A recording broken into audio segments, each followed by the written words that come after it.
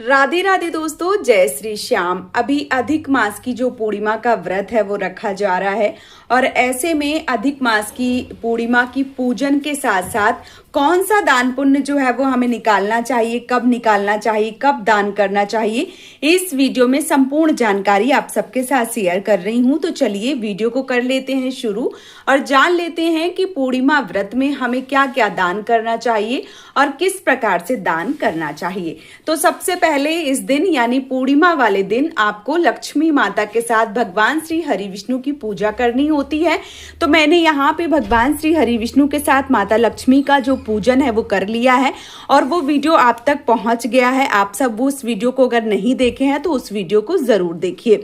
इसके साथ ही साथ इस दिन क्योंकि पूर्णिमा का व्रत होता है तो सफेद चीजों की सबसे ज्यादा प्रधानता दी जाती है। तो यहाँ पे आज के दिन यानी पूर्णिमा वाले दिन आपको खीर का भोग लगाना है और चावल की खीर बनाते हैं तो अति उत्तम होता है। ठीक है, तो ये जो खीर है ये मैंने भोग में लगाई हुई थी। इसका क्या करना होता है, तो ये प्रसाद स्वरूप आप अपने परिवार में वितरित कर सकते हैं, आप खा सकते हैं।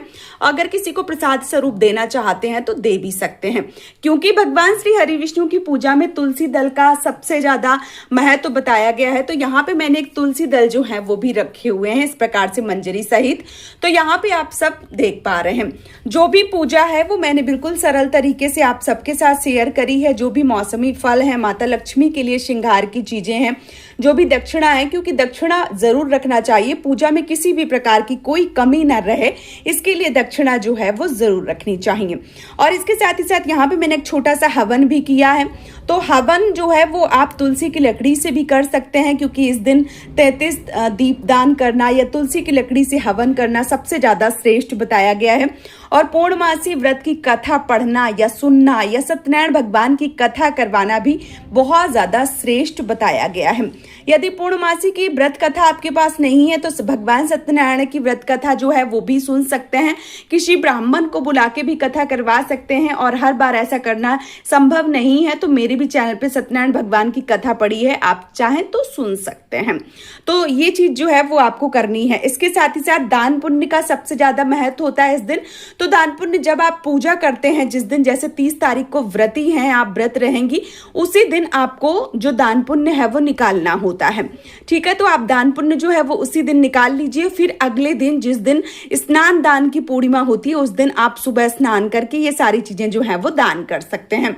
तो दान में क्या क्या चीजें जो है वो निकाली जाती हैं, जैसे चंद्रदेव की पूजा होती है पूर्णमासी में, तो चंद्रदेव की पूजा के लिए जल में गंगा जल मिलाकर और दूध जो है वो लेकर चंद्रदेव की पूजा जो है वो की जाती है। उसी प्रकार से जो मान लीजिए दान पुण्य है वो निकाला जाता है। तो जैसे खीर का विशेष महत्व होता है पूर्णिमा वाले दिन, तो खीर के लिए आप पैकेट वाला दूध ले सकते हैं, आप चावल ले सकते हैं, गुड़ ले सकते हैं या आप चीनी ले सकते हैं। देख लीजिए आपका बजट कैसा है, उस प्रकार से थोड़ा थोड़ा ही सही पर दान जो है वो आपको जरूर निकालना चाहिए। यहाँ पे मैंने देखी चीनी, गुड़, इसके साथ ही साथ जो चावल है, जो दूध है, सारा सामान जो है वो लिया हुआ है। बहुत सारे लोगों का ऐसा भी मानना है, लोग पूछते हैं कि दीदी हम बाहर रहते हैं तो हम ये राशन जो है वो दान नहीं कर सकते हैं, तो ऐसे में हम क्या करें। तो देखिए यदि ऐसा करना संभव नहीं है तो अपने बजट के अनुसार जो भी आपका सामर्थ्य है उस प्रकार से पैसे लेके आप किसी जरूरतमंद व्यक्ति की मदद कर सकते हैं या किसी मंदिर में किसी ब्राह्मण को, किसी पुजारी जी को दान में भी दे सकते हैं। ठीक है, यदि आप खीर बनाने का जो सामग्री है वो दान नहीं दे पा रहे हैं तो सूखा राशन, एक व्यक्ति का भोजन जितना बन जाए उतना आपको राशन जो है वो जरूर दान करना चाहिए। जैसे चावल, दाल, आटा या अपने सामर्थ्य के अनुसार पैसे या जो पैसे आप दक्षिणा के रूप में चढ़ाते हैं वो भी दान जो है इसी में रख के दान कर सकते हैं। तो ये चीजें जो है वो दान की जाती हैं। आप सूखा राशन यदि दान करते हैं तो क्या इसकी श्रेष्ठता जो है वो बहुत ज्यादा बताई गई है। और बात करें अधिक मास की, तो अधिक मास में जो भी पूजा पाठ जितना आप करते हैं उसका कई गुना फल आपको मिलता है। और इसके साथ ही साथ जो पूजा है वो 3 साल बाद आती है, अधिक मास की पूजा, तो ये बहुत ज्यादा श्रेष्ठ होती है। दान पुण्य भी या 33 दीपकों को दान करना या जो मान लीजिए चीजें, राशन पानी दान करना या जो भी चीजें आप दान कर रहे हैं उनकी श्रेष्ठता बहुत ज्यादा बताई गई है। तो इस प्रकार से आप इन चीजों का दान करके भी जो पुण्य है उसकी प्राप्ति कर सकते हैं। तो इस प्रकार से जो भी आप दान करना चाहते हैं अपने सामर्थ्य के अनुसार दान पुण्य कीजिए और अपनी समस्त मनोकामनाओं को पूर्ण कर लीजिए। उम्मीद करती हूँ कि आज का वीडियो आप सबको पसंद आया होगा।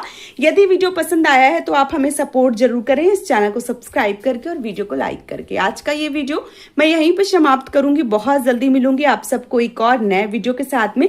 तब तक के लिए जय माता दी दोस्तों, जय श्री श्याम, राधे राधे।